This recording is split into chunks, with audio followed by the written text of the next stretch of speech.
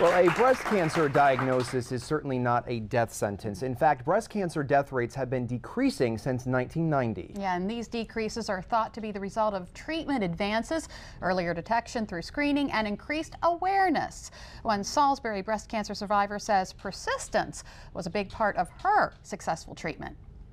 Maria Pippin of Salisbury is experimenting with different table arrangements for her daughter's May 5th wedding. It is exciting. It's good to focus on, and 3 years ago I didn't know if I was going to be here. 3 years to the day after being diagnosed with breast cancer. I had been for my yearly checkup in February of 2009. Everything was fine. Doctor didn't see anything that warranted any further investigation.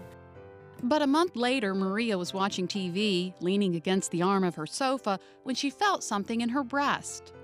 And not what I think most of us, when we think of tumor, we think of a neat round little marble.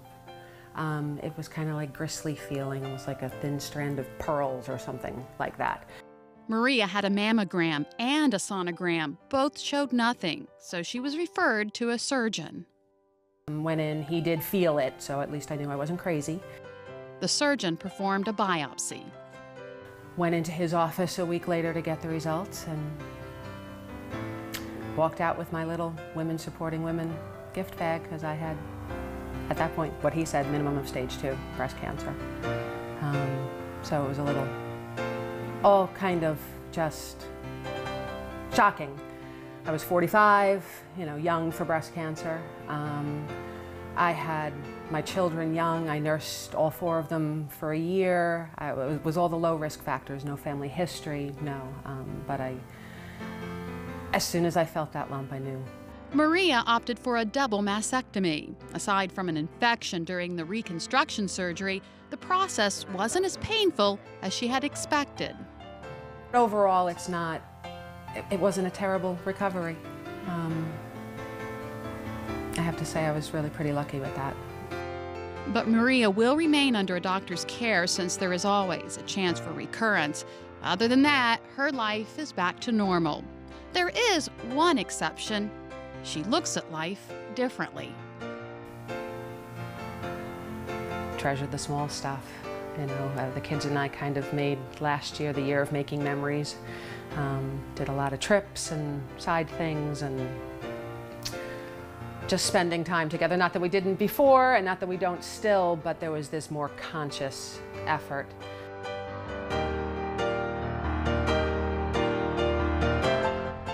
And again, Maria has no family history of breast cancer. Even so, her daughter will probably start screenings when she turns 35. So what happens after surviving breast cancer? The journey doesn't end there. There's a group called Support Our Survivors, or SOS, and here to tell us more is cancer survivor Morgan Mann. Thank you so much for joining us this afternoon. Thank you. Thank you. First of all, just tell us your story. I was 44 and sitting in bed reading one night, as we lean up like this, and I happened to see a lump on my left breast. I was very fortunate. I went to my doctor the very next morning. I was in his office by 8:30. I was at the hospital that afternoon, and by the day after that, I was actually in the breast surgeon's office having a biopsy done.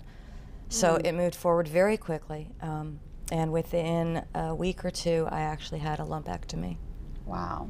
So, and then you still had to start the chemo, the radiation, exactly. all of that? As soon as my body healed from the surgery, I entered into a 6-month regimen of chemotherapy. I was participating in a clinical trial to test the efficacy of a treatment that had been previously used for prostate cancer, and they wanted to determine whether or not it would be effective on breast cancer as well. And because I participated in that clinical trial, I'm actually going to be followed for 15 years, every 3 months, seeing either my oncologist or my surgeon. After I finished my chemotherapy, I entered into 6 weeks of radiation. So all told, my treatment was about 9 months. Wow. You know, going through something like this, I would imagine the support of your family and friends is key. Tell us a little bit about the support you received and what it meant to you during that time. The support I received was absolutely tremendous. Thank you. My everyone in my world just showed incredible caring.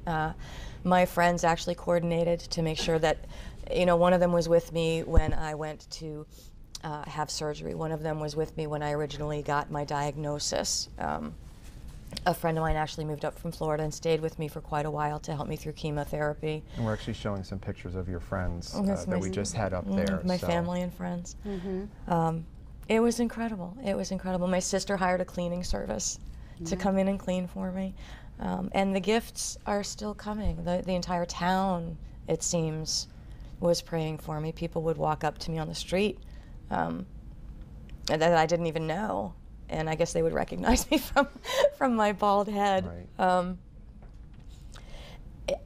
It was amazing. Yeah. It was amazing. And the support was tremendously important, to the point where I am ironically grateful that I actually got breast cancer, because it taught me so much about the true nature of individuals and how much they really can give.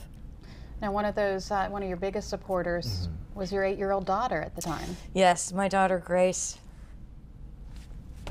It's all right. Here we have a picture of here. Excuse me. We had just recently lost somebody that we loved very much to cancer. And so I knew that when I told her, she would understand the risks involved. And she just rose to the occasion with such strength and grace. At 8 years old. At 8 years old, yes. With my side effects, I went into the hospital numerous times, and she just took it. She just kept going and moving and being supportive, and even throughout the whole thing, she kept her grades up. She, one of the side effects of my chemotherapy was my skin became very flaky, especially on my feet. It was an allergic reaction, actually. And she would sit almost every day and prepare a warm bath of olive oil and salt and rub my feet and pat them dry. She was just an absolute trooper, and I'm very grateful to her. Now, there's a group that you are involved with called Support Our Survivors, or SOS. Tell us about that.